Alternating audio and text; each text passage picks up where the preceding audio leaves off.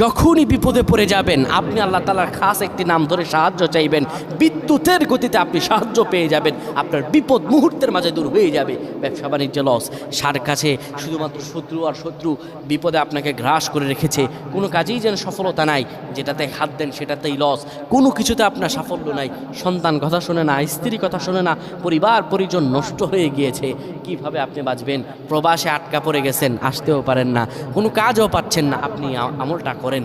এটি আমার কথা নয়, বিশ্বনবী মুহাম্মদ রাসূলুল্লাহ সাল্লাল্লাহু আলাইহি ওয়াসাল্লামের প্রিয় সাহাবী হযরত যায়েদ রাদিয়াল্লাহু তাআলা আনহু, তিনি একবার মক্কা থেকে হিজরত করে যখন মদিনায় যাবেন, ঠিক সেই সময় বিপদে পড়ে যান। ওনাকে একটি লোক বিপদে আটকে ফেলে এবং ওনাকে হত্যা করার চেষ্টা করে। তখন তিনি আল্লাহ তাআলার এই খাস নামটি ধরে সাহায্য চেয়েছিলেন, আল্লাহ তাআলা তাকে বিপদ থেকে মুক্ত করেছেন। সুবহানাল্লাহ।